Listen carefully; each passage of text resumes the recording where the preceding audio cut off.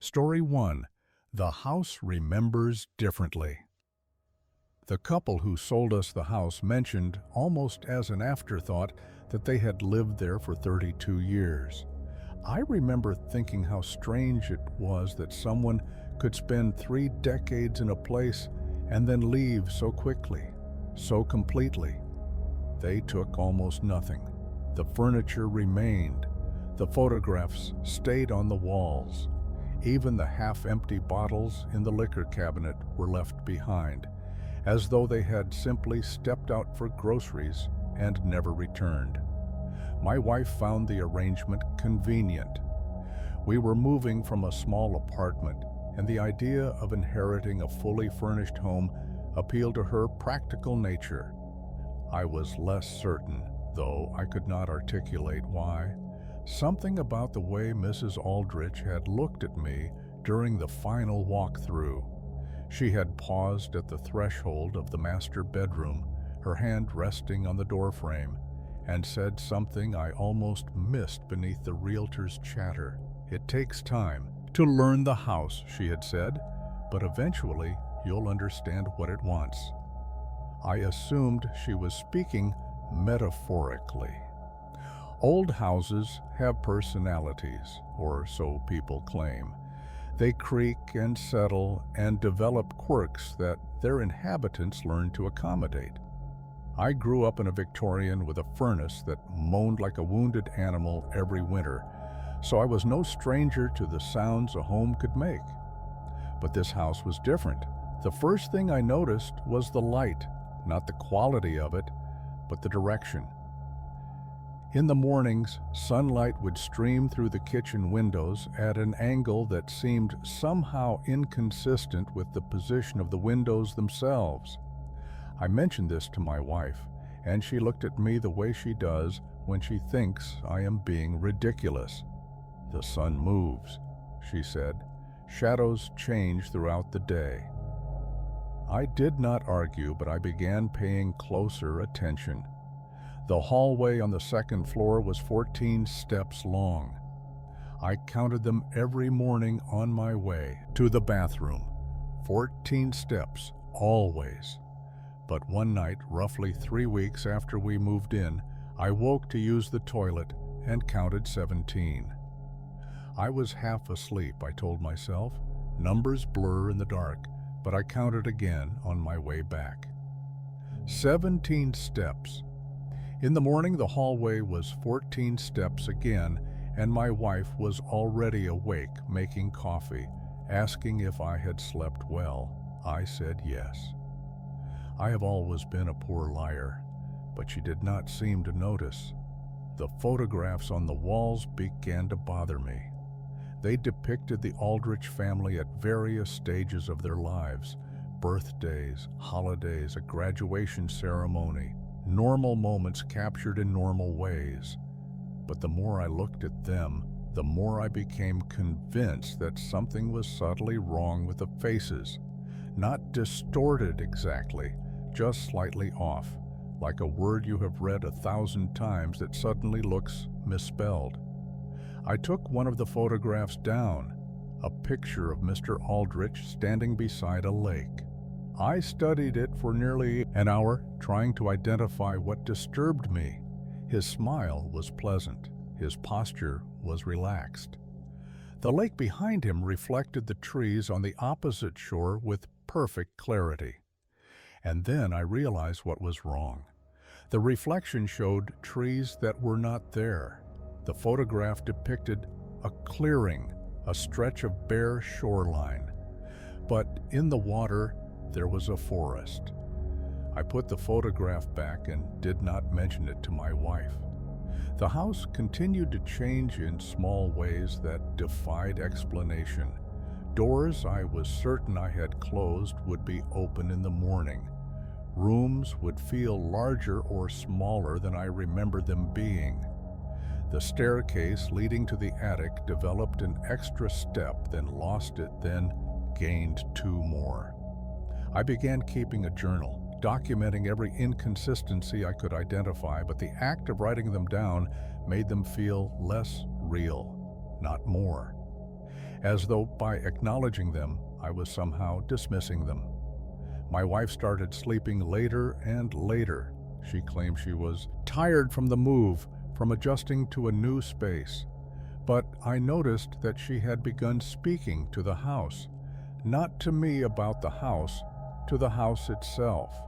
Murmured apologies when she bumped into a doorframe, soft thanks when she found something she had misplaced.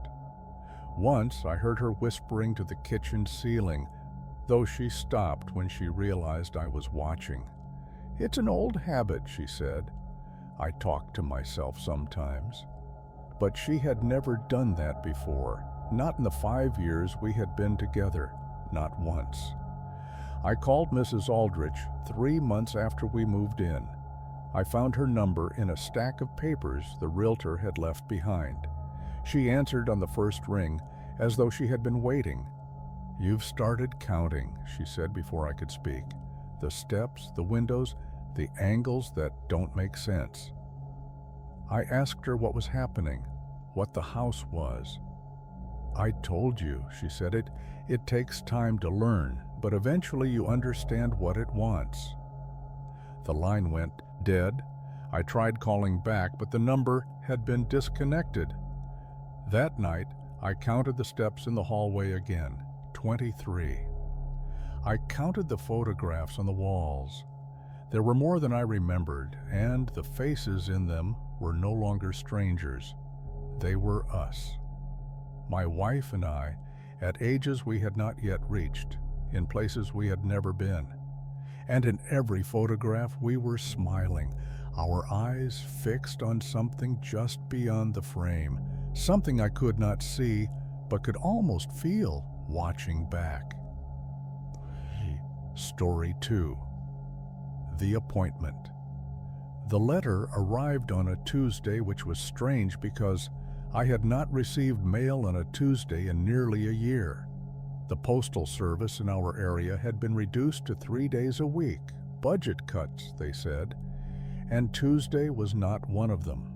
But there it was, sitting in my mailbox as though it had every right to be there, a plain white envelope with my name printed in small, precise letters.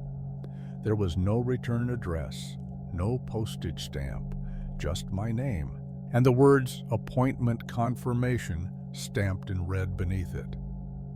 I assumed it was a mistake, some automated system at a doctor's office or government agency that had sent correspondence to the wrong address. I almost threw it away without opening it, but something made me hesitate. The weight of it, perhaps. It was heavier than a single sheet of paper should be.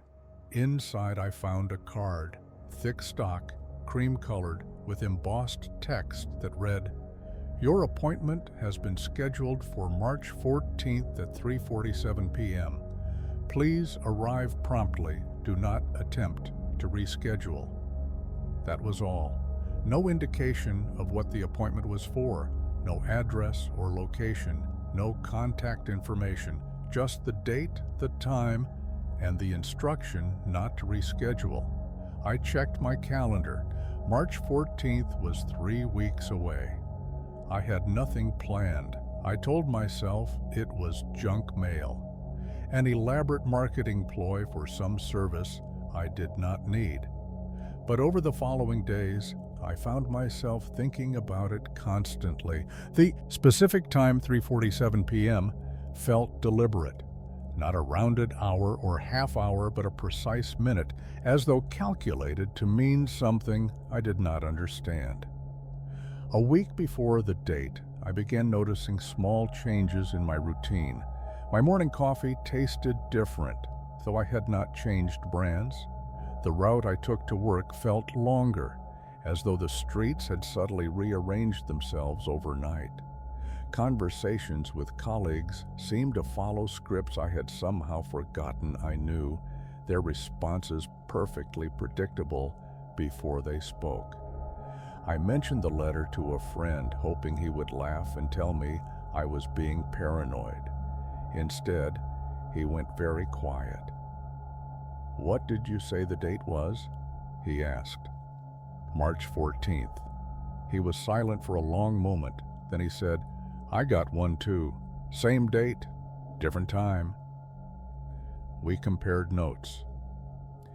His appointment was for 2:15 p.m. The wording on his card was identical to mine. "Arrive promptly. Do not attempt to reschedule." Neither of us could identify a sender. Neither of us knew what we were supposed to do. Over the next few days, I discovered that we were not alone. A woman at my gym had received a letter, a neighbor 2 doors down, a cashier at the grocery store mentioned it in passing, her voice casual, but her eyes tight with something that looked like fear. All of us had received appointments for March 14th. All of us at different times, spaced throughout the day in irregular intervals. None of us knew what we were supposed to be attending. The morning of March 14th, I woke earlier than usual. The sky was gray and featureless, the kind of overcast that makes it impossible to gauge the time. I went through my routine mechanically: shower, breakfast, the commute I had taken 1,000 times, but everything felt wrong, displaced, as though I were performing actions that belonged to someone else's life. At 3:30 p.m. I left my office. I did not know where I was going, but my feet carried me with purpose, turning down streets I did not recognize toward a destination I could not name. The city around me seemed emptier than it should have been. Fewer cars on the roads, fewer people on the sidewalks, as though everyone who had received a letter was converging elsewhere, drawn by the same invisible thread. I found myself standing outside a building I had never seen before. It was old, its architecture belonging to a different era, its windows dark and impenetrable. The door was open. I checked my watch, 3:46 p.m. I stepped inside. The interior was a waiting room, rows of plastic chairs arranged in neat lines, facing a reception desk that was unmanned. A television mounted in the corner played static. The walls were painted a shade of beige that seemed to absorb light rather than reflect it. I was not alone. A dozen other people sat in the chairs, their faces blank, their hands folded in their laps. Some of them I recognized: the woman from my gym, the cashier, my neighbor. None of them looked at me. None of them spoke. A clock on the wall read 3:47 p.m.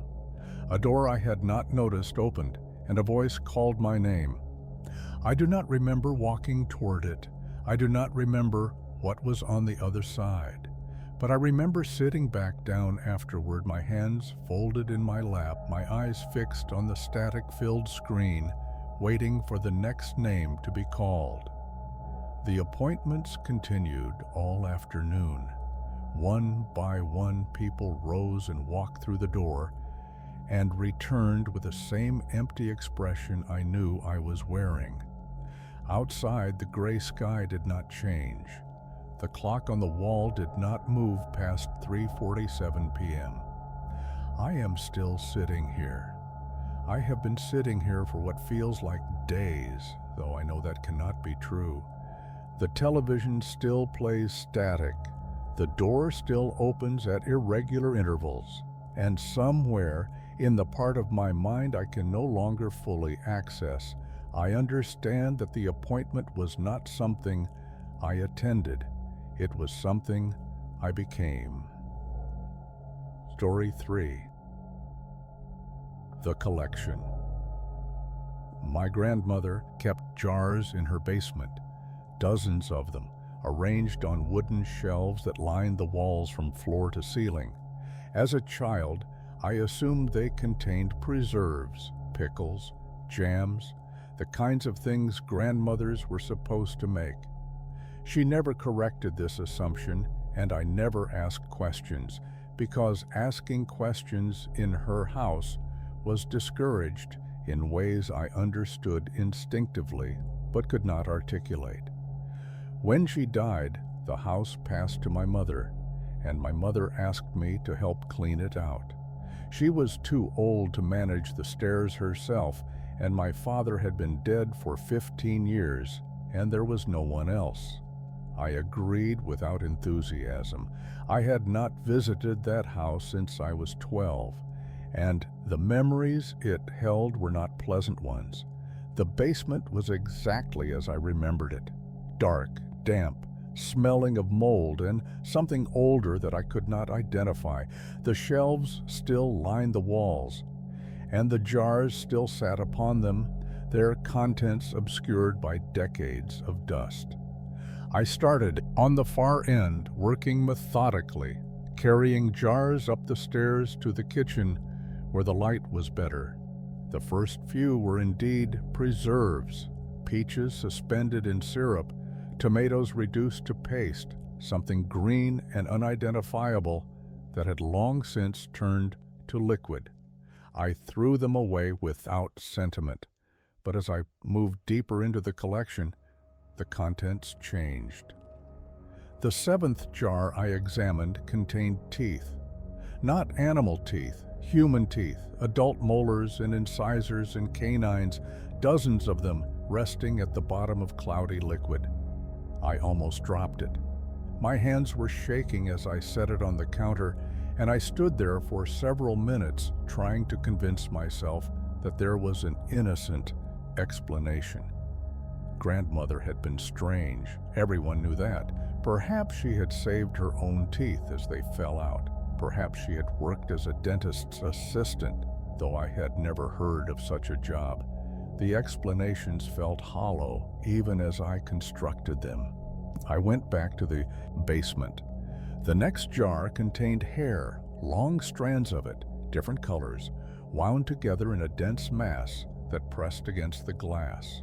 The jar after that held fingernails, then photographs, small and faded, of faces I did not recognize, then scraps of fabric torn in shapes that suggested they had once been parts of clothing. I stopped counting after the 20th jar. The contents grew stranger the further back I went. Objects I could not identify, substances I did not want to touch. In one jar, I found a folded piece of paper with a name written on it. A woman's name, one I did not know, and beneath the name, a date. The date was 40 years ago. I called my mother, asked her if she knew about the jars, about what grandmother had kept down there. She was quiet for a long time, and when she finally spoke, her voice was different, harder, older. She told me once, my mother said, that everyone leaves pieces of themselves behind: hair in brushes, teeth in gums, memories in photographs. She said if you collect enough pieces, you can keep someone with you forever. I asked what that meant. I don't know, my mother said. She never explained, but she was very particular about who she collected from. She kept records, lists of names.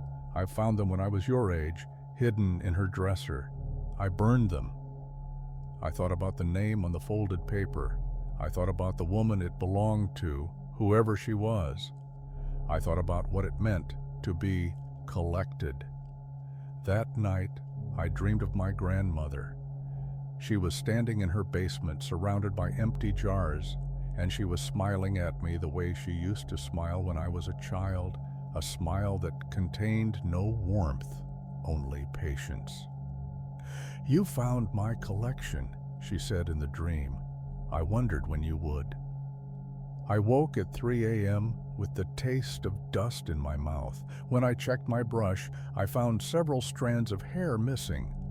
When I examined my hands, I noticed a fingernail had torn, though I had no memory of catching it on anything. I returned to the house the following day. The basement was exactly as I had left it, jars arranged on shelves, dust coating every surface. But there was a new jar on the counter, one I had not placed there. It was empty, but a label had been affixed to its side, handwritten in faded ink that looked decades old.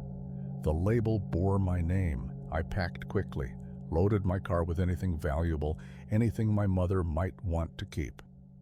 I did not go back to the basement. I locked the door behind me and drove away without looking back. But sometimes, late at night, I wonder about the jar.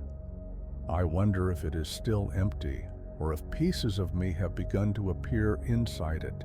Strands of hair, fragments of nails, photographs I do not remember being taken. I wonder if my grandmother is still collecting, even now, even from the grave. I wonder how long it takes to become complete. Story 4. The Thread. I first noticed the thread on a Monday morning, though I cannot be certain it had not been there longer. It was thin and pale, almost translucent, emerging from the inside of my left wrist, just below the base of my thumb. At first, I assumed it was a fiber from my shirt sleeve that had somehow adhered to my skin. I tried to brush it away, but it did not move. I tried to pinch it between my fingers and pull, but the sensation that followed made me stop immediately. It felt like tugging on a nerve. I examined my wrist more closely. The thread appeared to be growing from beneath my skin, merging through a pore so small I could barely see it. It extended perhaps an inch, its end frayed and delicate. When I touched it, I felt a corresponding pressure deep inside my arm, as though something were anchored there. I told myself it was a medical curiosity, a blocked follicle perhaps, or some benign growth I had never encountered. I considered making a doctor's appointment, but the thread did not hurt, and I had always been hesitant to seek treatment for things that did not actively impair my life. Over the following days, the thread grew longer. By Wednesday, it extended 3 inches from my wrist. By Friday, nearly 6. It remained thin and pale, almost invisible in certain lights, but undeniably present. I found myself hiding it beneath long sleeves, tucking it into my shirt cuff, terrified that someone would notice and demand an explanation I could not provide. The sensation when I touched it changed as well. What had begun as discomfort became something more complex, a pulling that seemed to resonate through my entire arm, into my shoulder, down my spine, as though the thread were connected to something far deeper than my wrist. I began to dream of it. In the dreams, I followed the thread backward, tracing its path through my veins, my muscles, my bones. It wound through me like a root system, branching and dividing, connecting to organs I could not name. At the center of me, where all the threads converged, there was something I could not see, something that pulsed, something that waited. I woke from these dreams sweating, my left arm aching, the thread longer than it had been when I fell asleep. 2 weeks after I first noticed it, the thread had grown to nearly a foot in length. I kept it coiled around my wrist, hidden beneath a watch and a cuff, but I could feel it constantly, a faint tension, a gentle pull towards something I could not identify. When I was alone, I would unwind it and let it hang, watching it sway in currents of air I could not feel. It was pointing somewhere. I became certain of this. The thread had direction, purpose. It wanted to lead me to something. I tried to ignore it. I went to work, cooked my meals, spoke to friends who noticed nothing unusual. But the pull grew stronger each day. The thread lengthened, and the dreams became more vivid. I saw the thing at the center of me more clearly now. Not an organ, not a growth, but something else. Something that had always been there, woven into my being since before I was born. Something that was trying to find its way out.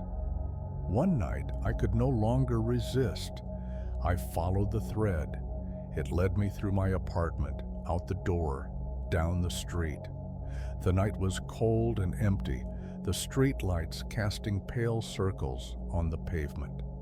I walked for what felt like hours, the thread unspooling from my wrist, growing longer with each step, leaving a thin trail behind me that glinted in the darkness.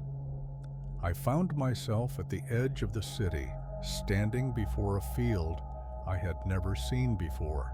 And the grass was tall and silver in the moonlight, and the thread extended into it, disappearing into the distance. At the far end of the field, I could see something, a shape, a figure.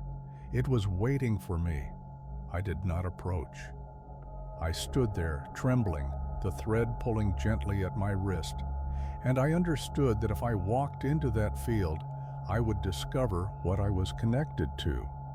I would meet the thing at the other end. I would learn what it meant that we had always been bound. Instead, I turned and walked home. I wrapped the thread around my arm and covered it with bandages and tried to sleep. But the thread is still growing. It is several feet long now, and I cannot hide it much longer. The pulling is constant, the dreams unrelenting. And somewhere, in a field at the edge of the city, something is still waiting. I know I will have to go back. I know I will have to follow the thread to its end. I just do not know if I will return. Story 5. The Recording. The voicemail appeared on my phone at 2:17 a.m. on a night I was certain I had not received any calls. I discovered it in the morning, while clearing notifications. A new message from an unknown number with a local area code. I almost deleted it without listening.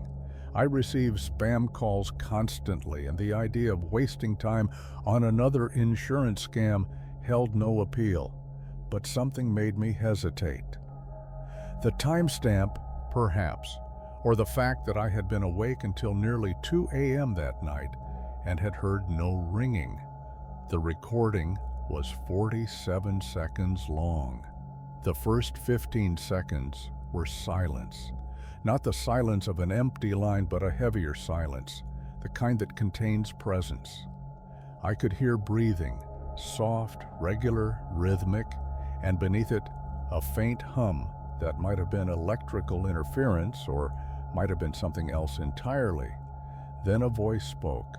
It was my voice, not a recording of me speaking, not a message I had left for myself and forgotten, but my voice speaking words I had never said, in a tone I did not recognize. The words were simple. I'm sorry. I shouldn't have looked. I'm sorry, I shouldn't have looked. Repeated 3 times, each iteration more distressed than the last. The recording ended. I sat there for several minutes, the phone cold in my hand, trying to construct an explanation. A prank, obviously. Someone with access to recordings of my voice had assembled this message and sent it as a joke. Technology could do that now. People could synthesize voices, create artificial speech, manipulate audio in ways that were nearly undetectable. But the breathing had been too precise.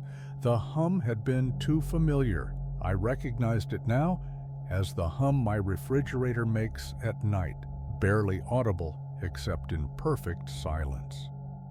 And the distress in my own voice had been real.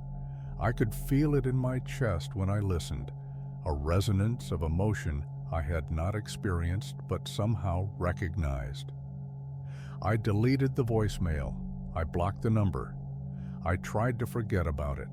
The second message arrived 3 days later. Same number, same time, 2:17 a.m. Exactly. I had not slept well in the intervening days, and I was awake when my phone lit up, though again it did not ring. I watched the notification appear. New voicemail, unknown caller.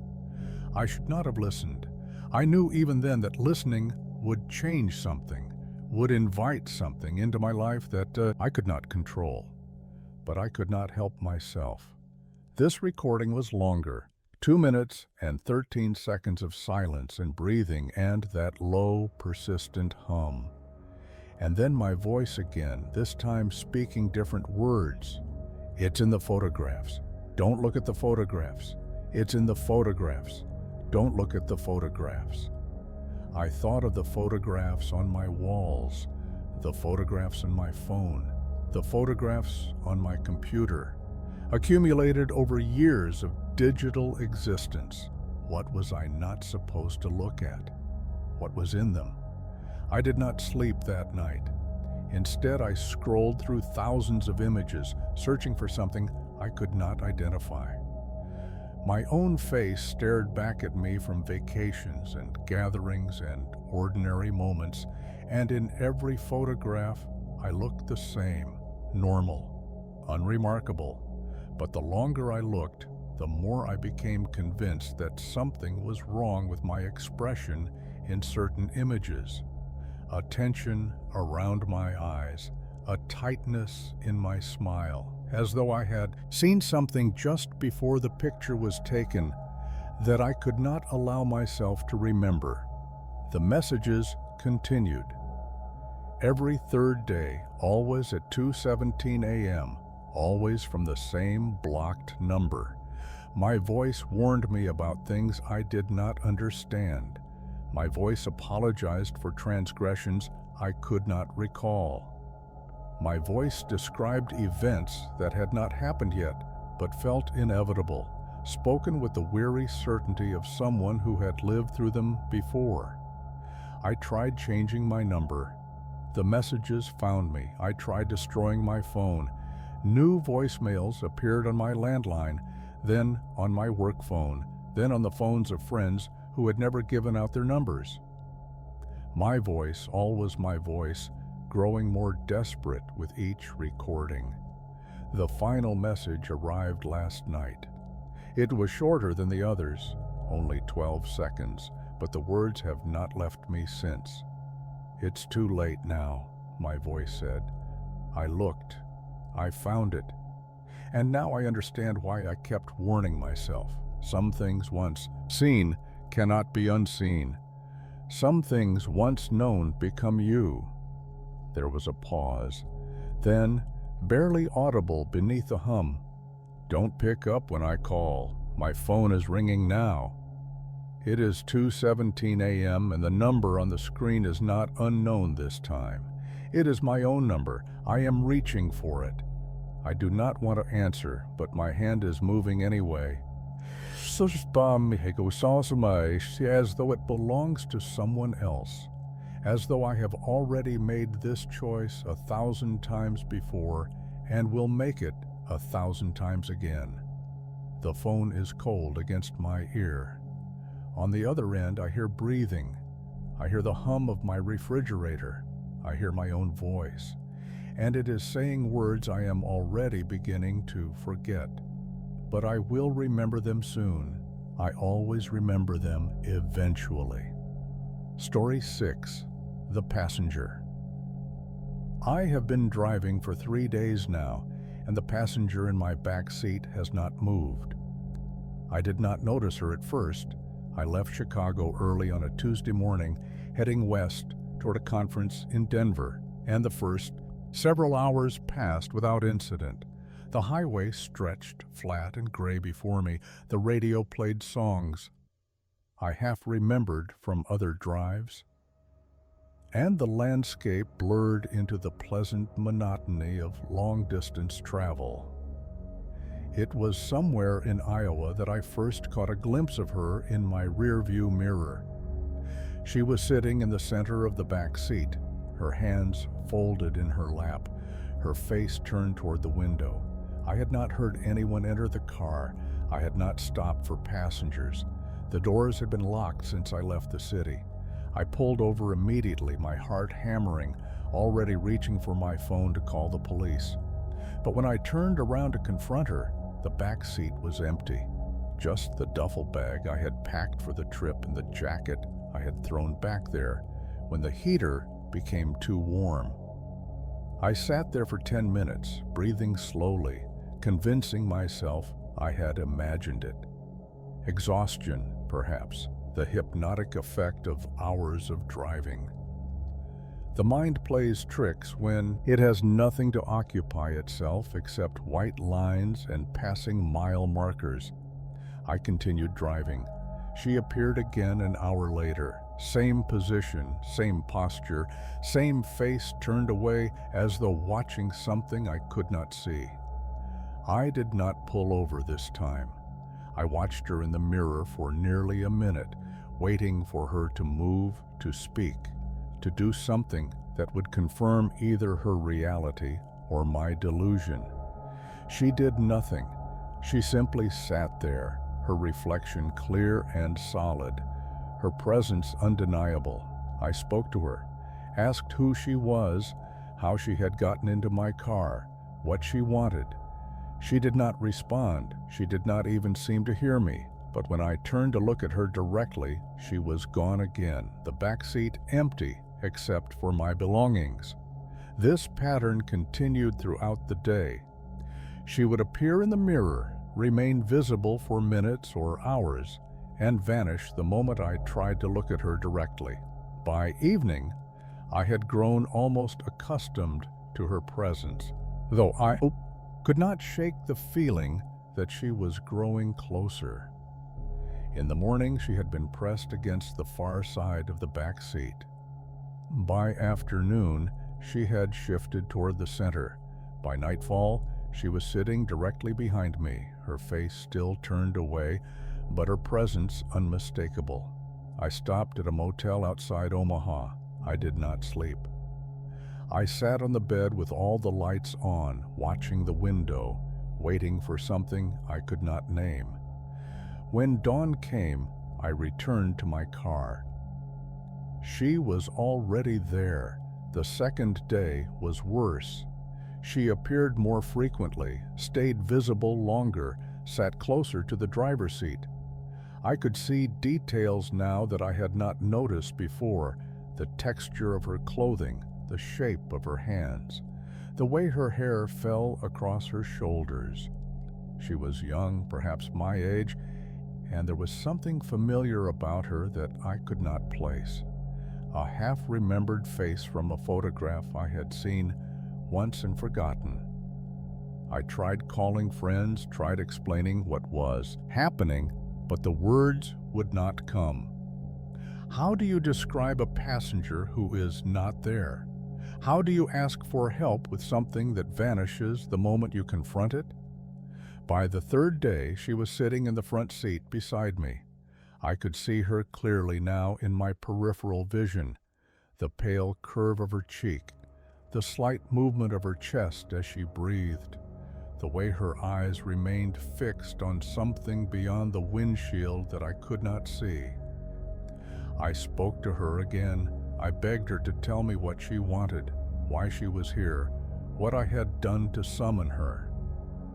For the first time, she responded. She turned to look at me. Her face was my face. Not similar, identical. The same eyes, the same mouth, the same small scar above my left eyebrow that I had received as a child. She was me, or a version of me, and when she spoke, her voice was my voice, and she said words that I understood, even though I did not know their meaning. "I've been waiting for you to catch up," she said. "I've been driving this road for so long. I've been trying to reach the end, but there is no end. There's only the driving and the passenger, and the moment when you finally see yourself watching from the back seat." I woke up this morning in my car, parked at a rest stop I do not remember entering. The sun is rising over fields of corn, and the highway stretches endlessly before me. In the rearview mirror, I see myself sitting in the back seat, hands folded, face turned toward the window. I am waiting. I do not know what for, but I have been driving for 3 days now, and I am beginning to suspect that I will never stop. Story 7. The Frequency. The sound started 3 months ago during an otherwise unremarkable evening in late autumn. I was reading in my living room when I became aware of a low hum at the edge of my hearing, not quite audible, not quite imagined, occupying a space between perception and intuition that I had never encountered before. At first, I assumed it was environmental. The ventilation system in my building had been acting up, producing strange noises that maintenance could never quite locate. But when I pressed my ear to the vents, the hum did not grow louder or quieter. When I stepped outside, it followed me. When I covered my ears, it persisted unchanged. It was inside my head. I became certain of this after the first week. Not a tumor, not tinnitus, not any medical condition that could be diagnosed or treated. Something else, a frequency that had found its way into my consciousness and refused to leave. I tried to ignore it.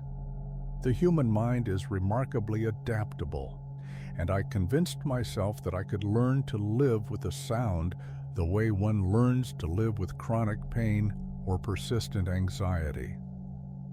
For a while, this strategy worked. I went about my life, attended to my responsibilities, pretended that nothing had changed. But the frequency was doing something to me. The changes were subtle at first. I began noticing patterns had never noticed before. Mathematical relationships in the arrangement of leaves on trees, geometric progressions in the movements of strangers on the street. The hum seemed to illuminate these patterns, to draw my attention to them, as though it were teaching me a language I had always been capable of understanding, but had never been given the tools to learn. Then I started hearing the other sounds. They came through the frequency like radio signals through static, fragments of conversation, snippets of music, voices speaking in languages I did not recognize. I could not control when they appeared or what they said. They simply emerged from the hum at random intervals, carrying information I had no context to interpret. One night, approximately 6 weeks after the sound began, I heard my name. It was spoken clearly, unmistakably, by a voice I did not recognize. The voice said my name 3 times, then paused, then began reciting a series of numbers. I scrambled for a pen and wrote them down before they faded back into the hum. 23 digits, seemingly random, arranged in no pattern I could identify. I spent hours trying to decode them. Phone numbers, coordinates, dates, bank accounts. Nothing matched. The numbers remained meaningless, a sequence of symbols pointing toward nothing I could comprehend. But I kept them. Something told me they were important. The voices became more frequent after that. They spoke about things I did not understand, events that had not happened, places that did not exist, people whose names meant nothing to me. Occasionally, they spoke about me directly. They described what I was doing as I was doing it, narrating my life in a flat, uninflected tone that suggested they were not interested in whether I heard them. They were simply observing, recording, transmitting. I began to suspect that the frequency was not an accident. It had chosen me, or I had chosen it, through some mechanism I could not fathom. The patterns I saw in the world were not random. They were evidence of an underlying structure, a hidden architecture that the frequency allowed me to perceive. The voices were not hallucinations. They were messages, communications from a source I had not yet identified. I started looking for others who could hear it. I searched online forums, read through countless posts about unexplained sounds and mysterious frequencies. Most were obvious fabrications, the products of overactive imaginations or mental illness. But occasionally I found accounts that resonated with my own experience. People who heard the hum, people who saw the patterns, people who had written down numbers they could not explain. I reached out to them. Most did not respond. A few did, and their messages were strange, fragmented, cryptic, as though they were communicating in a code I did not yet possess. One wrote, "The frequency is the door. The numbers are the key, but the key only works when you stop trying to use it." Did not understand. I am still not sure I understand. But last night something changed. The frequency grew louder, loud enough to block out all other sound, loud enough to fill my entire consciousness with its resonance. And in that moment of total immersion, I heard something new. Not voices, not patterns, something deeper. A presence, vast and ancient and utterly indifferent to my existence. It was listening through the frequency the way I had been listening to it. It was watching through the patterns I had learned to see. It had been observing me since the sound began, waiting for me to reach the threshold where I could finally perceive it in return. The numbers I wrote down 6 weeks ago are burning in my pocket. I understand now that they are not a code to be cracked, but an invitation to be accepted. I'm going to accept it. I do not know what will happen when I do, but the frequency is calling, and I have waited long enough to answer. Story 8, The Return.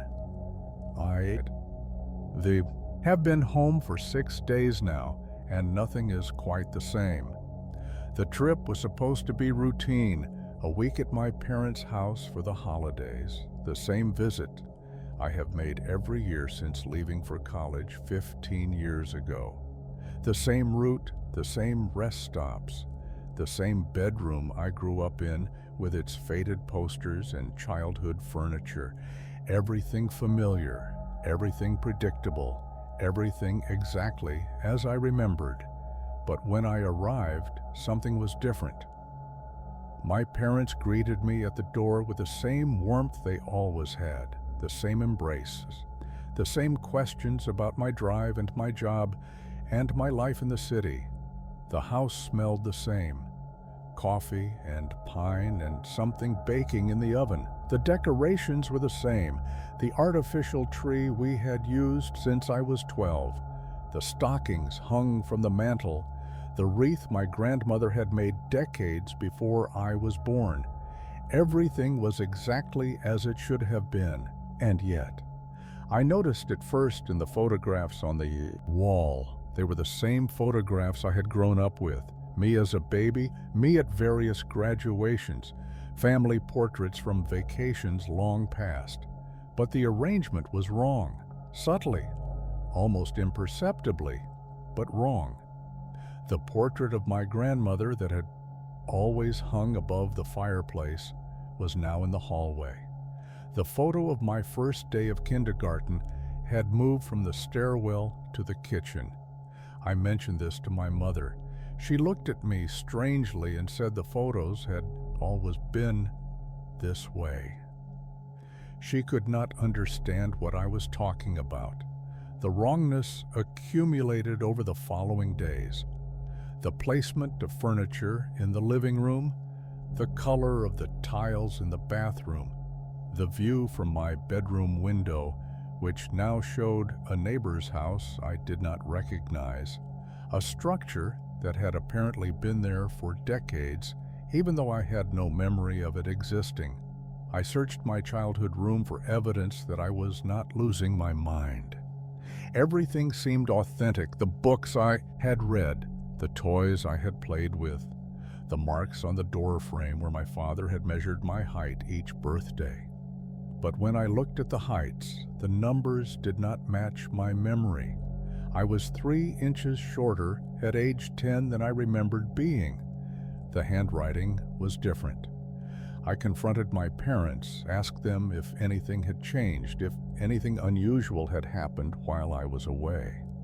They exchanged a glance I did not understand, a brief, worried look that passed between them like a shared secret, and assured me that everything was normal. I had always been this height at this age. The photographs had always been arranged this way. The house across the street had always been there. On the fourth night, I dreamed of another house. It looked exactly like my parents' house, but the photographs were arranged differently. The furniture was in the positions I remembered. My grandmother's portrait hung above the fireplace. The window in my bedroom showed the view I had grown up with. No neighbor's house, just the empty lot where I had played as a child. In the dream, I walked through this other house and found another family living there. They looked like my parents, but younger. They looked like me, but as a child. They were eating dinner in the kitchen, and they did not see me standing in the doorway, watching them. I woke up uncertain which house was real. I am back in the city now, in my apartment, surrounded by my own possessions. Everything here matches my memories. The books are where I left them. The furniture has not moved. The view from my window is exactly as it should be. But I catch myself checking, running my fingers across surfaces to confirm their solidity, counting the steps from one room to another, looking at old photographs and comparing them to my recollection of what they should contain.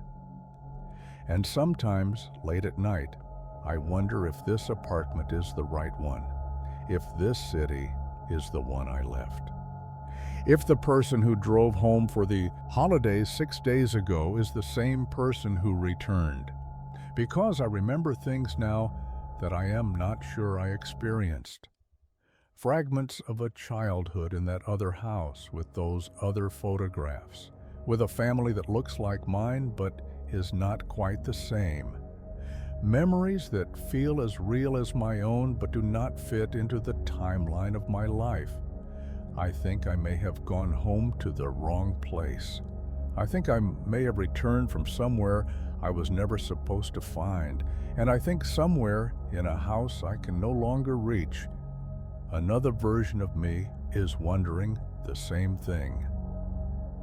Story 9. The Wait. The hospital waiting room has been empty for as long as I can remember. I do not know how long that is exactly. There are no clocks here, no windows to mark the passage of the sun, no way to measure time except through the accumulation of my own thoughts. I think I arrived some time ago, and I have been sitting in this plastic chair ever since, waiting for someone to call my name. The room is unremarkable. Fluorescent lights hum overhead, casting everything in a pale, sterile glow. The walls are painted a shade of green that might once have been intended to be soothing, but now just seems tired, exhausted by years of absorbing fear and grief. Magazines are scattered on a low table in front of me, but their covers are blank, their pages empty when I try to read them. I have tried to leave. The doors at the end of the room will not open. They are not locked. When I press against them, they give slightly, as though on the verge of swinging outward, but they never fully open. They simply resist, with a gentle but absolute force that I cannot overcome. I have tried to remember why I came here. A medical emergency, I assume. Someone I love in surgery. A diagnosis I was waiting to receive. The kind of reason that brings people to waiting rooms, that keeps them trapped in uncomfortable chairs while life-altering decisions are made beyond closed doors. But I cannot recall the specifics. I cannot picture the face of the person I am worried about. I cannot name the condition, or the procedure, or the doctor. All I know is that I am waiting, and that I have been waiting for a very long time, and that I must continue to wait until someone tells me otherwise. Occasionally, I hear sounds from beyond the doors, footsteps, murmured conversation, the rolling wheels of gurneys or equipment. These sounds suggest activity, purpose, a hospital functioning as hospitals do. But when I press my ear to the door, the sounds fade, replaced by a silence so complete that it seems intentional. I am not alone in the sense of being observed. Something watches me from the corners of the room, not a person, not a presence I can identify, but an attention that I feel against my skin like static electricity. It has been watching since I arrived. It will continue watching until I leave. And I suspect, though I cannot prove it, that my leaving is not entirely within my control. I have begun to count things to pass the time. The tiles on the floor, 247. The lights in the ceiling, 32. The chairs in the room, 16, including my own. I count them again and again, and the numbers never change, which is somehow more disturbing than if they did. I have begun to wonder if I am dead. Not in a dramatic sense, not in the way people in stories wonder such things, but in a quiet, factual way, the way one might acknowledge a change in the weather. I have no evidence for this theory, except for the absence of evidence to the contrary. No one comes, no one leaves. The doors do not open. Time does not pass, and I remain here, waiting for something I can no longer remember wanting. If this is death, it is not what I expected. There is no judgment, no revelation, no reunion with those who came before.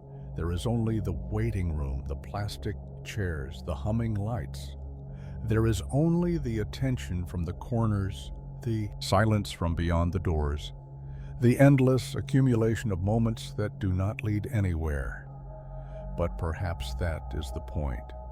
Perhaps death is not a destination, but a pause, a holding pattern, a room where you sit until whatever comes next is ready to receive you. I am trying to be patient. I am trying to believe that the waiting has a purpose, that eventually someone will open the doors and call my name and tell me what I have been waiting for.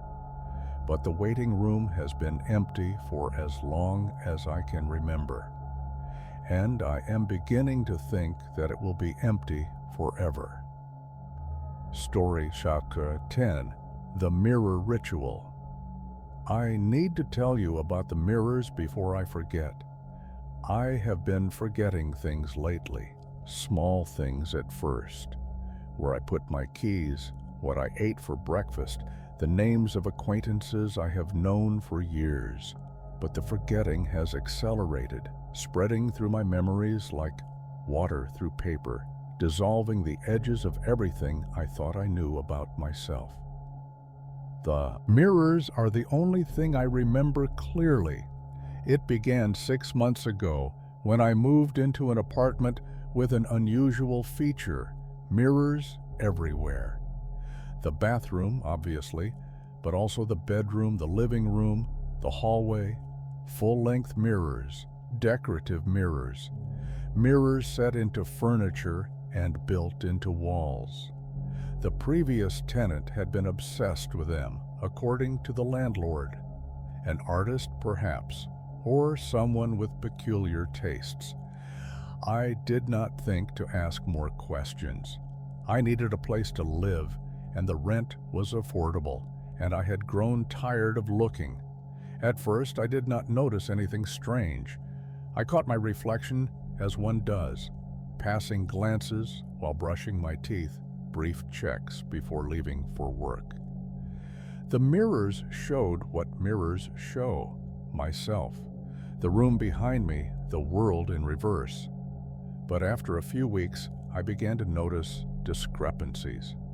The first was a delay. I raised my hand to fix my hair, and my reflection raised its hand a fraction of a second later, so brief that I doubted I had seen it at all, but present nonetheless. A lag between action and image that should not have existed. I tested it, stood before the mirror in my bedroom, and made sudden movements, waving, turning, jumping. Each time the delay was there, tiny, almost imperceptible, but consistent. My reflection was not copying me in real time. It was watching, processing, and then responding. I told myself I was imagining things. The mind plays tricks, especially on those who look for them. I avoided the mirrors when I could and tried to continue my life as normal. But the delays grew longer.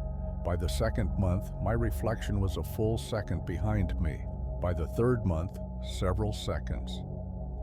I would turn away from the mirror and watch from the corner of my eye as my reflection finished the motion I had already completed. It was like observing a poorly synchronized video, except the video was my own face, my own body, moving with intentions that no longer aligned with my own. And then my reflection began doing things I had not done. Small things at first. A smile when I had not smiled. A tilt of the head when I had been perfectly still. Movements that suggested thought, consideration. A will that operated independently of the flesh it was supposed to represent.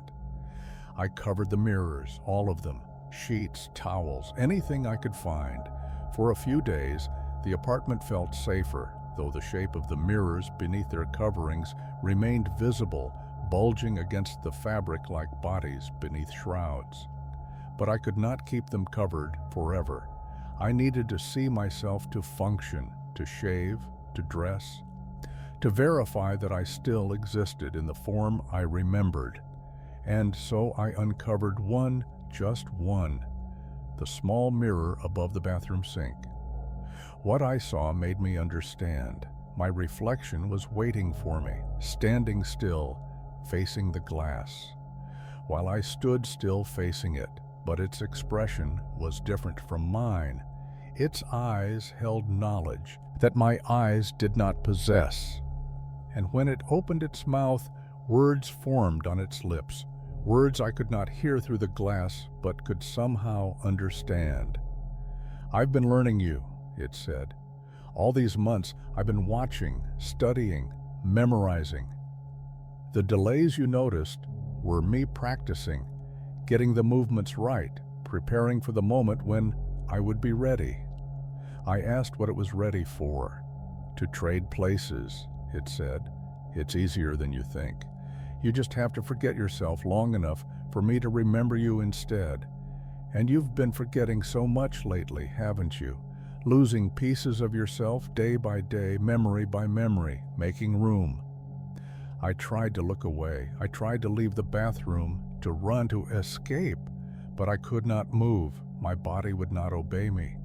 And I realized with a horror I cannot adequately describe that I was no longer certain which side of the mirror I was on. The apartment I live in now has no mirrors. I removed them all, shattered them, burned the pieces, scattered the fragments across miles of empty roads, but it does not matter.